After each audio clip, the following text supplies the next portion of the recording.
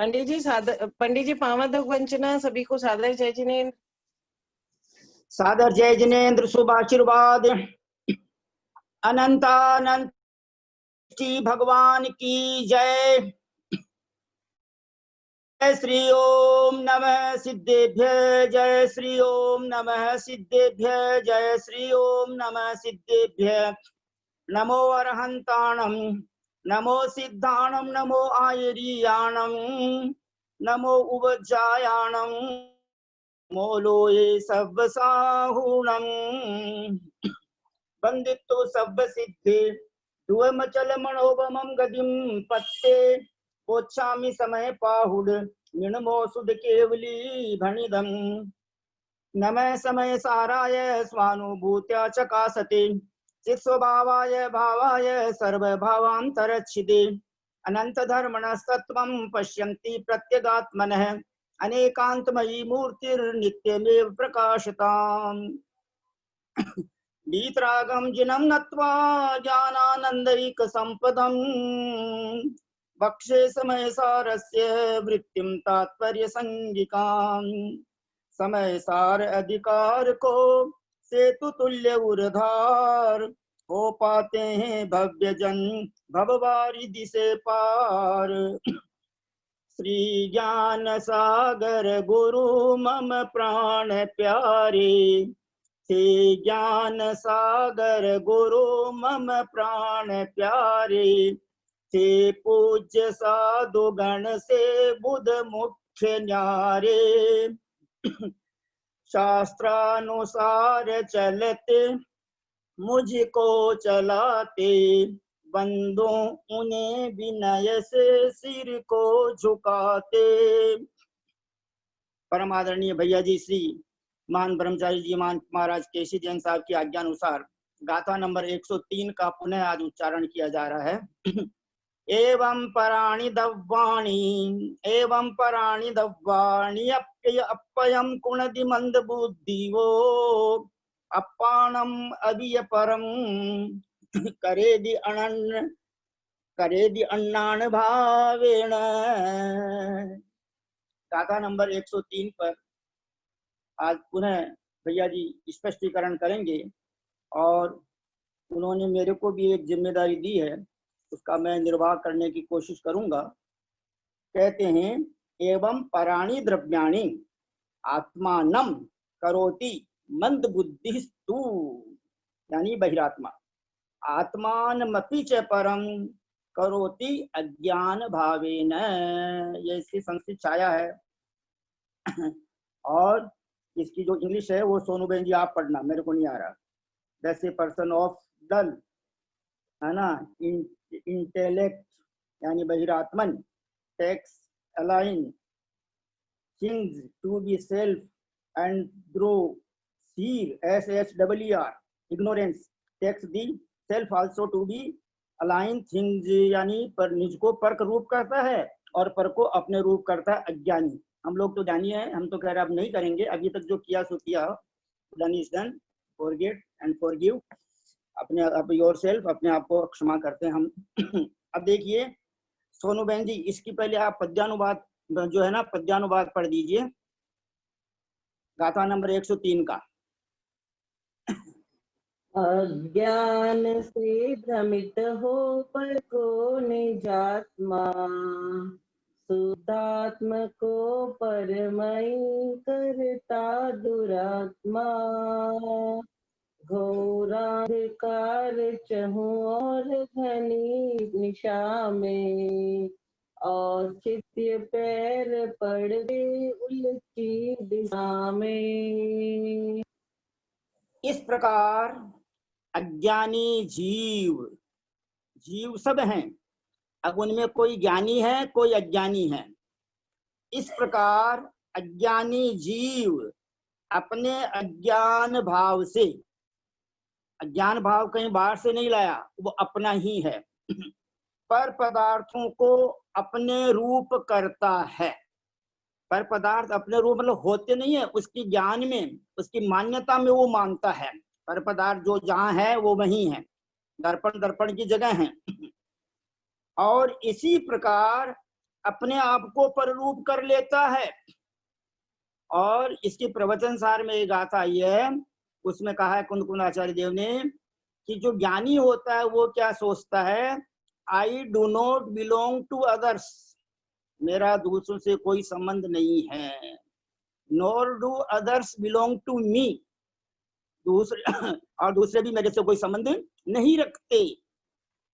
There is nothing that is mine here, इस दुनिया में ऐसा कोई अणु परमाणु मात्र मेरा नहीं, जो ऐसा नहीं है जो मेरा है, जो मेरा है वो मेरे सदा साथ रहता है। तो इसीलिए आचार्य वीर सागर महाराज, आचार्य शांचार्य चक्रवर्ती शांत सागर महाराज पट्टाधीश आचार्य वीर सागर महाराज कहते थे, मेरा तो जावे नहीं और जावे सो मेरा नहीं, मेरा तो ज्ञान दर्शन वो कहीं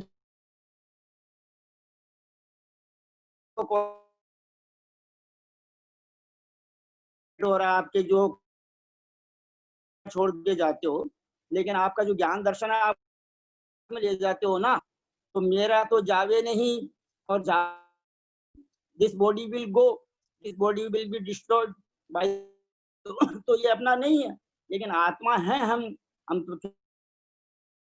ये जिम्मेदारी जो मेरे को आदरणीय केसी जैन साहब ने, this is his very greatness. Although he is very learned, very much qualified, he knows everything and he explained this subject, yet according to his order, I again please listen to this subject very carefully. 1976 में हम आचार्य श्री गुरुदेव विद्यासागर महाराज के साथ में थे और मध्य प्रदेश में दमोह जिले में कुंडलपुर बड़े बाबा में चातुर्मास हो रहा था। उस समय उन्होंने हम सबको पंचास्तिकाय संग्रह पढ़ाया जो कुंद कुंद आचार्य देव के द्वारा लिखा हुआ है, और उसमें कुल मिलाकर अकॉर्डिंग टू जयसेनाचार्य की टीका 181 गाथा है, 181, और अमृतचंद्र आचार्य की गाथा टीका के अनुसार 173, 8 गाथाएं उसमें ज्यादा है। तो वहां पर उन्होंने हमको 3 गाथाएं जो पढ़ाई, वो गाथाएं 181 गाथा हम सबको कंठस्थ याद थी। संघ में उस समय मुनिवर, अभी जो समय सागर महाराज जी हैं, योग सागर महाराज जी हैं, नियम सागर महाराज जी हैं, वो सब चुल्लक अवस्था में थे, और वो भूत बद्री महाराज हैं जो दर्शन सागर जी थे। तो वो जो है उन्होंने जब हमको वो गाथाएं पढ़ाई तो 3 गाथाएं मेरे को याद, आज भी याद आ रही है, मैं उनको बोल रहा हूँ, प्लीज एक बार हाथ जोड़िए क्योंकि कुंद कुंद आचार्य के शब्द है।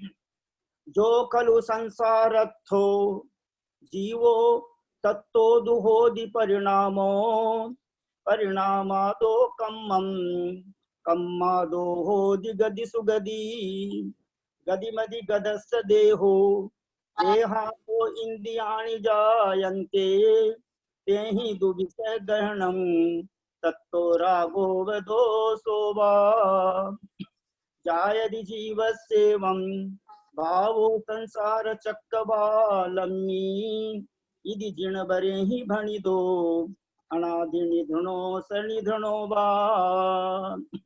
इन गाथाओं का अर्थ ऐसा है कि शिष्य ने समव शरण में भगवान से पूछा कि हे भगवान, यह जीव संसार में क्यों भटकता है और कब तक भटकेगा। इन 2 प्रश्नों का उत्तर यहाँ पर है। तो भगवान की दिव्य ध्वनि में जो ध्वनित हुआ, गणधर परमेश्वरी प्रभु स्पष्टीकरण करते हुए समवसरण में स्थित गतियों के भव्य जीवों को, जो 12 सभाओं में बैठे हुए थे, उनको संबोधित करते हुए कहते हैं कि जितने भी संसारी जीव हैं, जो खलु संसारक हो, निगोद से लेकर सर्वार सिद्धि के अहमिंद्रों तक और 7वें नरक के नारकियों तक और जम्बू द्वीप से लेकर स्वयंभू रमण समुद्र तक, देव मनुष्य तिर्यंश नरक चारों गतियों में जितने भी जीव हैं, जितने भी छद्मस्त और अल्पज्ञ हैं, वो चारों गति में रहने वाले सिर्फ अरहंत भगवान ही हैं मनुष्य गति में, लेकिन वो वीतराग सर्वज्ञ हैं। तो जितने भी छद्मस्त और अल्पज्ञ हैं, उन सबके प्रति समय मोह रागादि भाव होते ही हैं। जिनके क्षायक समय दर्शन हो गया, उनका दर्शन मोह नहीं रहा, लेकिन मोह में तो राग द्वेष भी तो आ गया ना, मोह में चारित्र मोह भी आ गया। तो जितने भी जीव हैं, जो खलु संसारत्थो जीवो तत्तो दुहोदि परिणामो, नंबर 1, परिणामादो कम्मम, उन भाव कर्मों से द्रव्य कर्म अपने आप ही मिट जाते हैं। ये व्हाट्सएप में भैया जी ने बहुत अच्छा जिज्ञासा डाली यहाँ पे कि कैसे कर्म बंद होता है। मोह राग आदि भावों का निमित्त पाकर कर्म वर्गनाएं ऑटोमेटिक अपने आप आकर के चिपक जाती है आत्मा में। परिणामादो कम्मम, और कम्मादो होदी गति सुगति, और उन्होंने धर्म द्रव्य का अधर्म द्रव्य का भी जो क्या फंक्शन होता है वहां पर उसका भी स्पष्टीकरण किया। नंबर 1 मोह रागादि भाव कर्म, नंबर 2 द्रव्य कर्म बनते हैं, नंबर 3 नो कर्म यानी कर्म बंध के कारण जीव को गति मिलती है, गति में शरीर मिलता है, नंबर 4, नंबर 5 शरीर में इंद्रियां मिलती है, नंबर 6 इंद्रियों से विषयों का ग्रहण होता है, और नंबर 7 इष्टानिष्ट कल्पना होने से मनोज्ञा मनोज्ञ इंद्रिय विषय राग द्वेष वर्जन पंच, इष्टानिष्ट कल्पना होती है, हमारा पुनराग द्वेष होता है। ये 7 बिंदु हैं। इन बिंदुओं को हमने आज तक हटाया नहीं, और इसीलिए अब भगवान ने फिर कहा कि यह क्रम जो अभद्र है उसका तो सदा चलता रहेगा। जायदि जीव सेवम भावो संसार चक्र वालम्मी इदि जीर्ण बरे ही भणी दो अनादि निधनो सनिधनो वा। किसी का संसार अनादि अनंत है और किसी का संसार अनादि शांत है। इसलिए तो भैया जी साहब का बहुत बड़प्पन है, वो सब तरह से जानते हैं, अनुभव करते हैं। इसलिए उन्होंने जो लिखा 100% राइट लिखा। दूसरी बात मैं एक और बता रहा हूँ, आचार्य गुरुवर ज्ञान सागर महाराज जी अजमेर में 1965 में ही पधार चुके थे। 1965-66 में अजमेर में तमाशा हुआ, 67 में मदनगंज किशनगढ़ में हुआ, तब ब्रह्मचारी विद्याधर जी उनके पास पधारे थे। फिर 68 में उनकी मुनि दीक्षा हो गई। तो एक छगनलाल जी पाटनी साहब थे अजमेर में, वो बहुत प्रश्न पूछा करते थे उनको। तो एक बार उन्होंने गुरु जी ने कहा कि छगनलाल जी ने अपने संस्मरण में लिखा है कि भाई सारे प्रश्न अभी पूछ लोगे तो केवल ज्ञान होने पर क्या जानोगे। दूसरी बात, मेरे को इसलिए आनंद आ रहा है कि भैया जी साहब प्लीज आप जो इसमें विश्लेषण कर रहे हो, हम लोग क्या मात्र शब्दों का व्यायाम तो हम पंडित लोग कर लेते हैं, इसको कहते हैं मेंटल एक्सरसाइज, लेकिन जो भाव तक पहुंचाने का जो प्रयास है आपका, वही यथार्थ अर्थ है, यथार्थ है वो।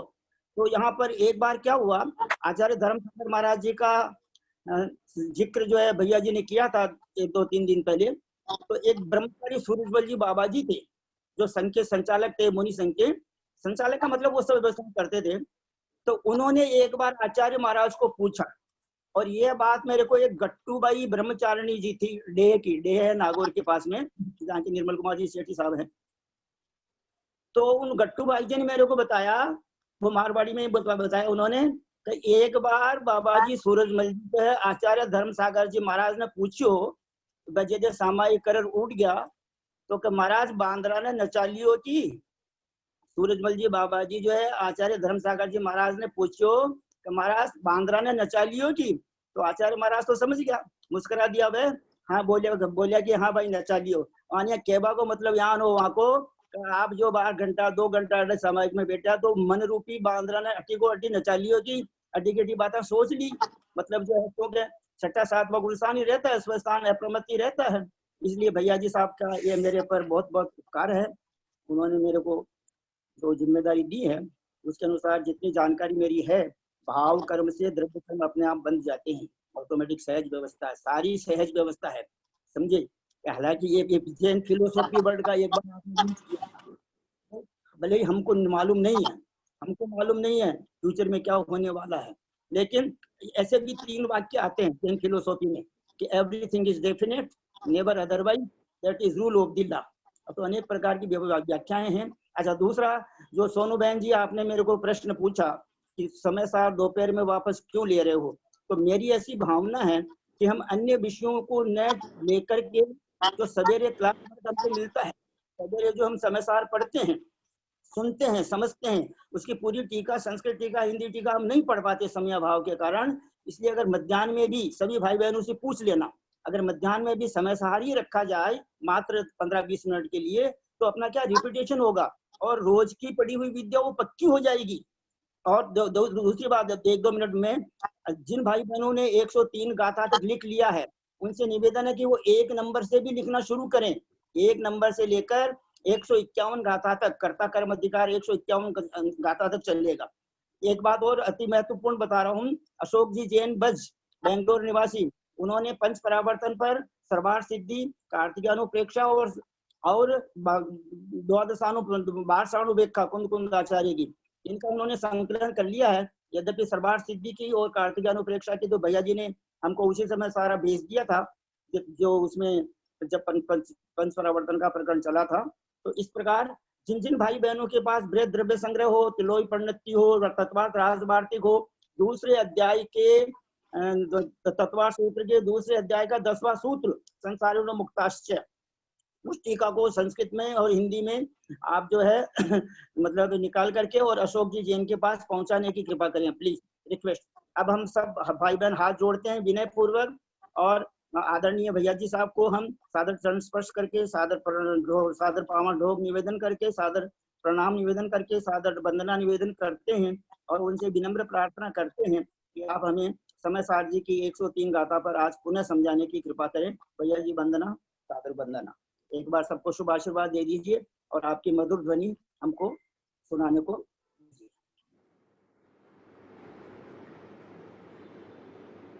दर्शन विशुद्धि भवतु सबको।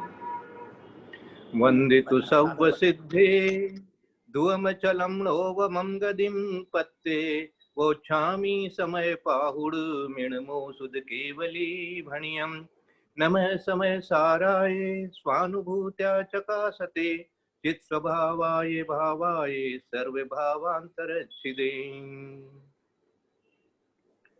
बोले देवादिदेव महावीर भगवान की जय। बोले आचार्य कुंद कुंद स्वामी महाराज की जय। बोले आचार्य अमृत चंद्र स्वामी महाराज की जय। बोले आचार्य जयसेन स्वामी महाराज की जय। बोले आचार्य ज्ञान सागर महाराज की जय। बोले आचार्य गुरुवर विद्यासागर महाराज की जय। बोले आचार्य वर्धमान सागर महाराज की जय। सरस्वती नमस्तुभ्यं वरदे कामरूपिणी विद्यारंभं करिष्यामि सिद्धिर्भवतु मे सदा। बोले द्वादशांग जिनवाणी माता की जय। परम पूज्य मुनिवर 108 श्री कृष्ण सागर महाराज की जय। परम पूज्य ज्ञानी ध्यानी तपस्वी सिद्धांत वेता प्रकांड विद्वान मुनिवर 108 श्री प्रभव सागर जी महाराज की जय। भारत वर्ष में विराजमान समस्त आचार्य उपाध्याय साधु परमेष्ठी भगवान की जय। समस्त हारिका माता जी, एलक जी, छुल्लक जी, चुल्लिका माता जी, चतुर्विद संघ की जय।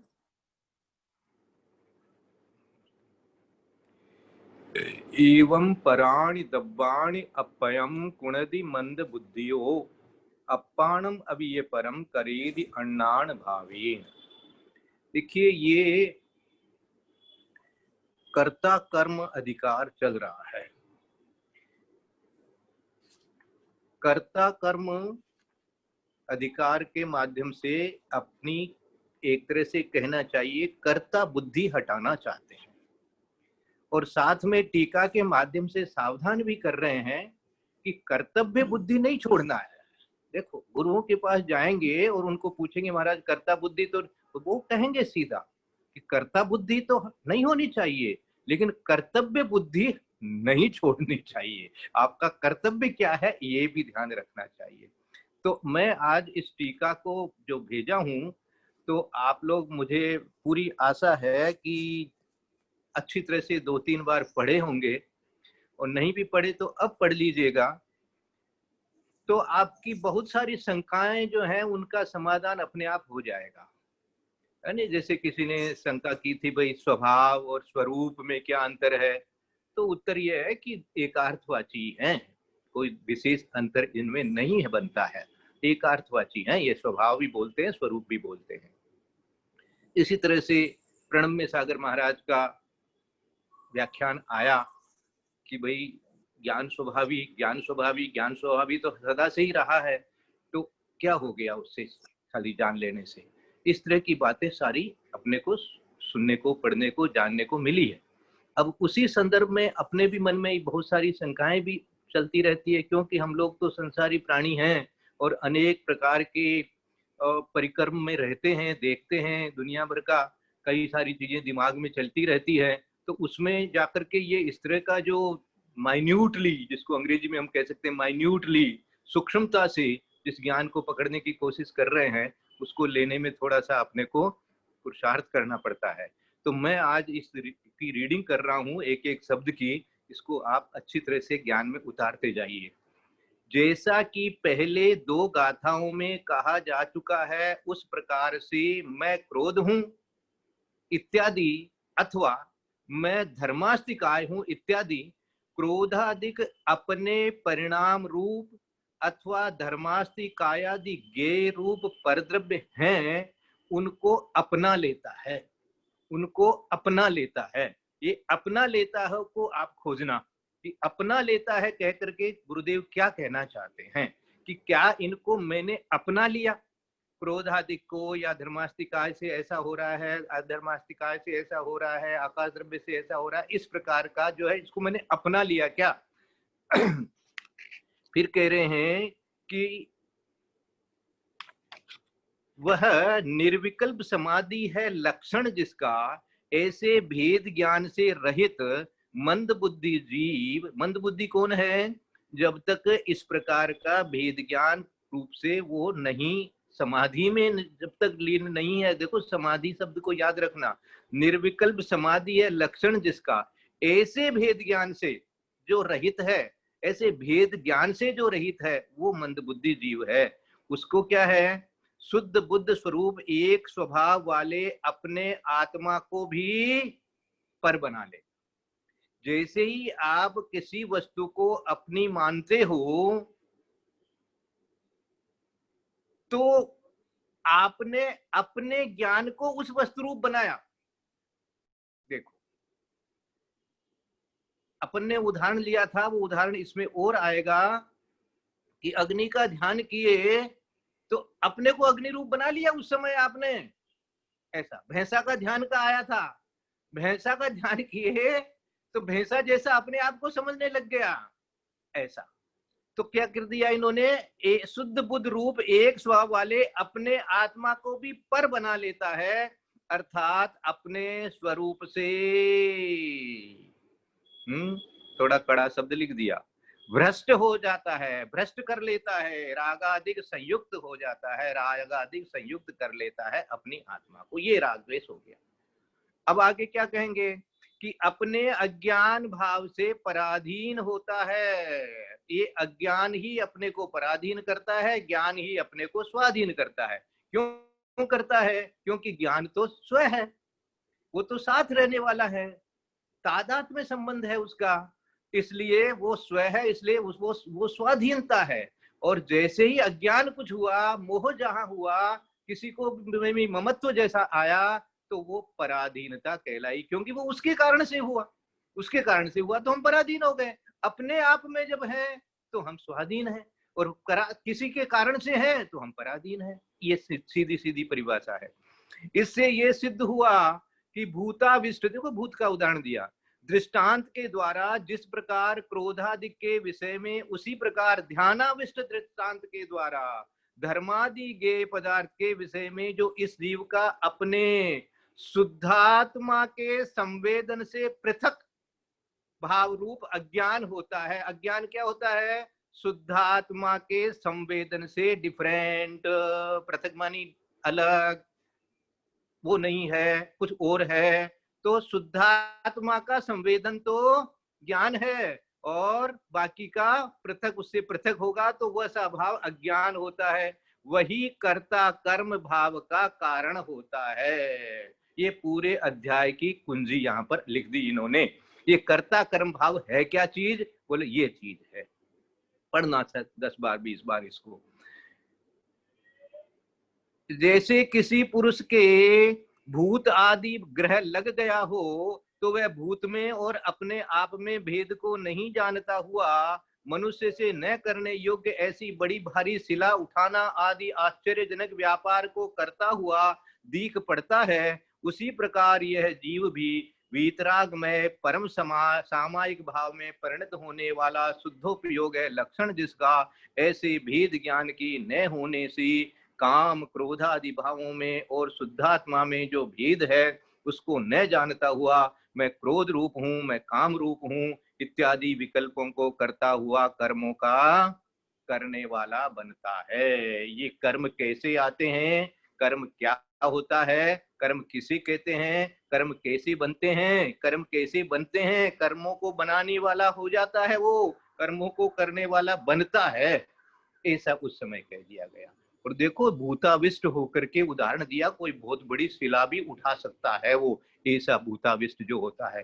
तो अब देखो, अब आज के दिन के जितने भूताविष्ट हैं वो क्या कर रहे हैं बताओ? कोई इतना बड़ा इंडस्ट्री लगा लिया, कोई इतना बड़ा किंग बन गया, कोई इतना बड़ा है, क्या क्या हो गया भाई। ये जो साधारण मनुष्य नहीं कर सकता वो कर लेता है। कैसे कर लेता है? उसी में वो पागल होता है, उसी में वो बावड़ा रहता है, उसी में ऐसा लगन लग जाती है उसको कि उसी के पीछे दौड़ता है। ये भूताविष्ट का ये भी सामने जितने भी दिख रहे हैं ना, ये इतना इसने ये कर लिया, उतना वो कर लिया, उतना ये कर लिया, उतना कर लिया। अरे भाई किया करके तो क्या किया है ना। ये जो बहुत लोग प्रशंसा कर रहे थे, प्रणब मुखर्जी ऐसा था, ऐसा था, ऐसा था, ऐसा था, ऐसा था, तो मैंने एक लाइन लिख के भेज दी, तो राजा राणा छत्रपति हाथिन के सवार मरना सबको एक दिन अपनी अपनी बार। और कितना ही बड़ा राजा क्यों ना हो जाओ, राष्ट्रपति क्यों ना बन जाओ, मरना एक दिन। तो ये हम सब कुछ भी कर सकते हैं, लेकिन ऐसा यदि नहीं हुआ, क्या नहीं हुआ, वीतराग में परम सामायिक भाव में परिणत होने वाला शुद्धोपयोग है लक्षण, जिसका ऐसे भेद ज्ञान के न होने से काम क्रोध आदि भावों में और शुद्धात्मा में जो भेद है उसको न जानता हुआ। इन भावों में शुद्धात्मा क्या है और ये भाव क्या है, ये झलक क्या है, ये दर्पण दर्पण ही है मात्र, ये सारा खाली ज्ञान में झलक रहा है। ऐसा भेद विज्ञान ज्ञान नहीं बना पाया, तब तक वो इसी प्रकार के कर्मों को बंद करता रहता है। ये यहाँ से स्पष्ट होता है, ये सिद्ध हुआ, ऐसा लिख कर रहे हैं। यह तो क्रोधादि के विषय में भूताविष्ट का दृष्टांत हुआ। इसी प्रकार से जैसे भैंसा आदि का ध्यान करने वाला जीव भैंसा आदि में और अपने आप में भेद को नहीं जानता हुआ उसे भुलाकर मैं भैंसा हूँ, मैं गारुड़ हूँ, मैं कामदेव हूँ, मैं अग्नि हूँ, या दूध की धारा के समान अमृत की राशि हूँ इत्यादि आत्म विकल्पों को करता हुआ वह इन विकल्पों का करने वाला अविकल्प है, बस विकल्प करता रहेगा। देखो प्रश्न उठाएंगे आगे जाकर के, ऐसा विकल्प वो करता रहता, मैं ऐसा हो गया, मैं ऐसा हुआ, मैं क्या, मैं हो गया, क्या हो गया, मैं सेठ हो गया, मैं करोड़पति हो गया, मैं अरबपति हो गया, मैं इसका मालिक हो गया, मैं ऐसे हो गया, ये ऐसे हो जाता है, ऐसे ऐसे मैं देखो इसमें मुझे को थोड़ा सा एक आज का जो चिंतन आया था वो पहले ले लेता हूँ, फिर उसके बाद इसको आगे ले लेता हूँ। देखो एक होता है मुनीम, उदाहरण देते हैं आचार्य महाराज लोग, और एक होता है मालिक। सब कुछ मुनीम के पास रहता है, सब कुछ, चाबी रहती है, चेक साइनिंग रहती है, हमने करोड़ों करोड़ों के चेक साइन किए हैं, हम जानते हैं, लेकिन 1 रुपया भी बिना मालिक की आज्ञा के उसमें से दे नहीं सकता किसी को। मेरे पास है लेकिन मेरा नहीं है, मेरे पास है लेकिन मेरा नहीं है, चाबी मेरे पास, दूंगा मैं ही, मालिक के पास नहीं है, मैं दूंगा तब होगी, लेकिन आज्ञा उसकी होगी तो दूंगा। ये होता है मुनीम का, उसका अटैचमेंट नहीं है उसमें, मेरे पास है लेकिन मेरा नहीं है। कितनी बड़ी चीज है, देखो ऐसा होना चाहिए अपने को। आगे चलो वैसे ही छद्मस्त जीव भी सुख दुखादि में समता भावना को लिए हुए जो शुद्धोपयोग, वही है लक्षण जिसका ऐसे भेद ज्ञान के न होने से धर्मादि गेय पदार्थों में और अपने आप की शुद्धात्मा में जो भेद है उसको नहीं जानता हुआ मैं धर्मास्तिकाय हूँ इत्यादि रूप आत्म विकल्प करता है, तो वह उस विकल्प का कर्ता होता है, और उस विकल्प के करने पर उस जीव के नूतन द्रव्य कर्मों का बंध भी अवश्य होता है ना, ऑटोमेटिक, जैसे अभी कह रहे थे। इस प्रकार धर्मास्तिकाय आदि गेय पदार्थों में ध्यान का दृष्टांत हुआ। अब यहाँ पर कोई प्रश्न करे, देखो नेचुरली प्रश्न उठेगा ही उठेगा। ललिता जी ने अच्छा प्रश्न किया था, बोले विरोधी जैसा लग रहा है बातें तो ये आपकी, आप जो समय सार पढ़ा रहे हो, हमको तो बहुत सारा विरोध लगता है आपस में, तो सारे उत्तर यहाँ से मिल जाएंगे और इसकी अगली गाथा में और अच्छे से उत्तर मिल जाएंगे। इसकी टीका ये जयसेन स्वामी ने बहुत अच्छे से स्पष्ट किया है भैया। अमरचंद स्वामी की तो फिर भी आध्यात्मिक है, जयसेन स्वामी ने बहुत प्रैक्टिकल रूप से लिख करके दिया है अपने को। इसकी टीका खूब अच्छे से पढ़िए, बहुत आपको सारे प्रश्नों के उत्तर मिल जाएंगे। ये पर यदि कोई ऐसी शंका करे, ऐसा कहे कि हे भगवान ये धर्मास्तिकाय है, ये जीव है इत्यादि ज्ञेय तत्व का विचार रूप विकल्प करने पर भी यदि कर्मों का बंध होता है, तो फिर ज्ञेय तत्वों का विचार करना बेकार हो गया। हम करें ही नहीं फिर ऐसा, सात तत्व का चिंतन करें ही नहीं, छह द्रव्य का चिंतन करें ही नहीं, तत्वार सूत्र पढ़े ही नहीं, अतः ये नहीं करना चाहिए। क्वेश्चन, इस पर आचार्य देव उत्तर देते हैं कि नहीं भाई ऐसा नहीं है, अपितु बात ऐसी है कि त्रिगुप्ती रूप निर्विकल्प समाधि काल में तो ऐसा विकल्प नहीं होता, नहीं करना चाहिए, किंतु उस त्रिगुप्ती रूप ध्यान के अभाव में अध्यात्म भाषा में, अब देखो एक तो अध्यात्म भाषा है और एक आगम भाषा है, इसको भी ध्यान से पढ़ना, विचार करना, जिनको नहीं आता हो वो विद्वानों से इसको समझे कि क्या अध्यात्म भाषा क्या कह रहे हैं, आगम भाषा क्या कह रहे हैं। पंडित जी ने ठीक ही कहा है कि दोपहर में इन्हीं को वापस अपने को वहां को करें, समझे एक दूसरे से, तो बहुत अच्छा रहेगा, करना चाहिए। अध्यात्म भाषा में शुद्धात्मा को ही उपादेय माने और आगम भाषा में मोक्ष को उपादेय मानकर सराग सम्यक्त्व के काल में विषय कषायों से दूर होने के लिए ऐसा विकल्प करना ही चाहिए, करना ही चाहिए। किसके लिए? विषय कषायों से दूर रहने के लिए, विषय कषायों से दूर रहने के लिए और त्रिगुप्ती का समय नहीं होने से, त्रिगुप्ती में नहीं होने से, ये दो कंडीशन मिल गई आपको। एक तो विषय कषायों से हटने के लिए और दूसरा अभी आप त्रिगुप्ती में नहीं है, इसलिए तत्वार सूत्र का मनन करना ही चाहिए, सिद्धांत का मनन करना ही चाहिए, इस प्रकार का चिंतन करना ही चाहिए, द्रव्य संग्रह सीखना ही चाहिए, द्रव्य संग्रह के एक एक गाथा का चिंतन करना ही चाहिए, गोमुट सार जीव कांड कर्म कांड का चिंतन करना ही चाहिए। ये इन्होंने ऐसा दे दिया है।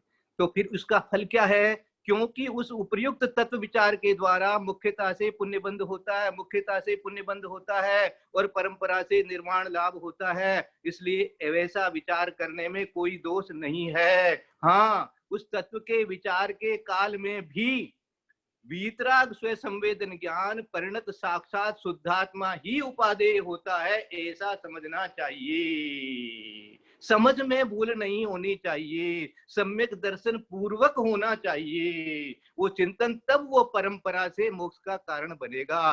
सम्यक दर्शन पूर्वक यदि नहीं होगा तो फिर कोई परंपरा वहां है ही नहीं।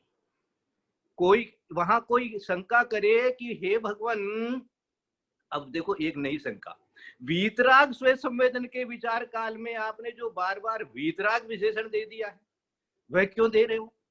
क्या कोई सराग स्व संवेदन ज्ञान भी होता है? माने वीतराग स्व संवेदन, वीतराग स्व संवेदन, वीतराग स्व संवेदन आप बोले जा रहे हो, तो फिर क्या कोई सराग भी स्व संवेदन होता है क्या? तो बोले हाँ, इसका आचार्य देव उत्तर देते कि हाँ भाई, विशेष सुखानुभव के आनंद रूप स्व संवेदन ज्ञान होता है, जो कि प्रणम्य सागर महाराज बोल रहे थे। बोले सबके ही है भाई, ज्ञान स्वभाव तो सबके ही है, लेकिन जो विषय कषायों का सुख स्वाद ले रहा है उसके वो संवेदन हो रहा है ना। विशेष सुखानुभव के आनंद रूप स्व संवेदन ज्ञान होता है, वह सर्वजन प्रसिद्ध है, अर्थात वह सब लोगों के अनुभव में आया करता है, वह सराग होता है। किंतु जो शुद्धात्मा के सुखानुभव रूप स्व संवेदन ज्ञान होता है वह वीतराग होता है। ऐसा स्व संवेदन ज्ञान के व्याख्यान काल में सभी जगह पर लगा लेना चाहिए। जहां जहां भी ऐसा काल, मानिए जहां जहां भी हमने ये बात कही है वीतराग स्व संवेदन की, जहां जहां भी ऐसा लिखा हुआ आपको मिले तो ऐसा लगा लेना। क्या लगा लेना? कि शुद्धात्मा के सुखानुभव रूप स्व संवेदन, शुद्धात्मा के सुखानुभव। अब देखो एक सुख ये है, एक सांसारिक सुख है, एक उसको जिसको सुखानुभवास कहते हैं, और एक आत्मिक सुख है। साधारण सी भाषा में शब्द प्रयोग करो, आत्मिक सुख, शुद्धात्मा सुखानुभव, इसकी पहचान होनी चाहिए। इसकी पहचान होने से सही सुख का, जिसको जिसको कहते हैं ना सुख, है ना, जो अपन कहते हैं ना वो छह डाला में, कि तीन भुवन में जीव सुख चाहे दुख थे परेशान, वो सुख चाहते तो हैं, लेकिन इससे देखो वर्णी जी ने, विनेंद्र जी वर्णी जी ने लिखा शांति पथ प्रदर्शन में, शांति चाहते तो सब हैं, और शांति इतनी सी शांति मिल गई, कभी ये शांति मिल गई, लेकिन वो शांति जो अशांति का ही आगे कारण बन जाती है, फिर वो शांति खत्म हो जाती है। ऐसी शांति से काम नहीं चलेगा, वो शांति सच्ची शांति नहीं है। ये जो सुख मिल रहा है अपने को, अच्छा खाना पीना रहना सोना, ये जो मिल रहा है ये सुख नहीं है। आत्मिक सुख तो आत्मा का इस प्रकार का ध्यान, आत्मा का ध्यान लगाने से ही आत्मिक सुख प्रकट होता है। आत्मा का ध्यान लगाने से ही आत्मिक सुख प्रकट होता है। आत्मा का ध्यान ही धुरी में रहना चाहिए। उन्होंने ऊपर एक शब्द बहुत अच्छी तरह से लिख दिया है, परंतु हाँ, उस तत्व के विचार के काल में भी वीतराग स्व संवेदन ज्ञान परिणत साक्षात शुद्धात्मा ही उपादेय होता है, ऐसा समझना चाहिए। सिद्धांत सारे पढ़ सकते हैं अपन, लेकिन सिद्धांत के पीछे भी धुरी एक ही होनी चाहिए। गुणस्थान का वर्णन पढ़ना चाहिए, सब कुछ पढ़ना चाहिए, सब कुछ जानकारी होनी चाहिए, तत्व विचार होना चाहिए, लेकिन धुरी एक ही होनी चाहिए कि भाई शुद्धात्मा को कैसे प्राप्ति हो जाए, अपनी आत्मा शुद्ध कैसे हो जाए। तो ये शुद्धात्मा के सुखानुभव रूप स्व संवेदन ज्ञान होता है। समय होने वाला है ज्ञान होता है, वह वीतराग होता है। ऐसा स्व संवेदन ज्ञान के व्याख्यान काल में सभी स्थान पर समझना चाहिए। देखो आपको मैंने ये भी भेजी थी, मेरे पास में कहाँ है, इसको खोजना पड़ेगा मुझे, जो टीका आई है अपने को जयचंद जी की। जयचंद जी ने जो अमृतचंद्र स्वामी की जो टीका है उसके ऊपर में उन्होंने ये अपनी वचनिका, इसको वचनिका कहते हैं शब्द कह करके, वो बनाई हुई है। उसको भी आप पढ़िएगा, मैंने उसको फोटो करके ही भेजी है, लिखने का तो इतना वो नहीं हो पाएगा मेरे से, लेकिन उसको आप देखिएगा। उसमें से भी, क्योंकि देखो मुझे तो वो अच्छी इसलिए लगती है क्योंकि मैं वो भाषा थोड़ी मेरे को सूट करती है, क्योंकि हम लोग मारवाड़ी आदमी हैं और उन्होंने ये मारवाड़ी तरीके से ही जो लिखा हुआ है भाषा में, तो हम लोगों को बहुत अच्छा लगता है।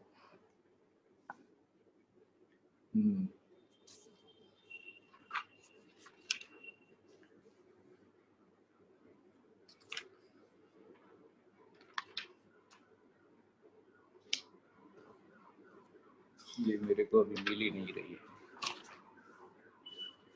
खोजना पड़ेगा, मैं उसमें थोड़ा अलग हो गया है। हाँ,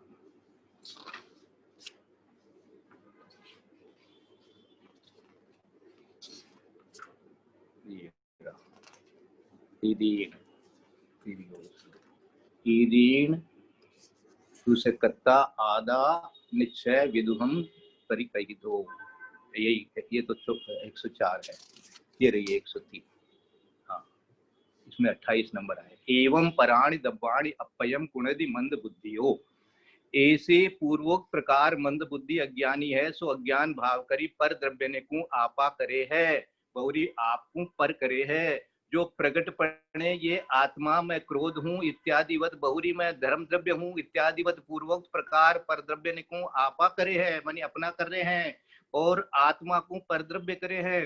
सो यह आत्मा यद्यपि समस्त वस्तु को का संबंध सु रहित अमर्याद रूप शुद्ध चैतन्य धातुमय है, तो अज्ञानते स्विकार सोपाधि रूप किया, जो अपना चैतन्य परिणाम तिसपणा करी, तिस प्रकार का अपना परिणाम का कर्ता प्रतिभा से है। ऐसे आत्मा के भूताविष्ट पुरुष की ज्यों तथा ध्यानाविष्ट पुरुष की ज्यों कर्तापणा का मूल अज्ञान प्रतिष्ठित भया प्रकटपणे ठहरा, सो ही प्रकट दृष्टांत करी दिखावे हैं। जैसे कोई पुरुष भूताविष्ट भया अपना शरीर में भूत प्रवेश किया, सो वह पुरुष अज्ञान ते भूत को और आप को एक रूप करता संता, जैसी मनुष्य के योग्य चेष्टा न हो तैसी करने लगा, तिस चेष्टा का आलम्बन रूप अति भय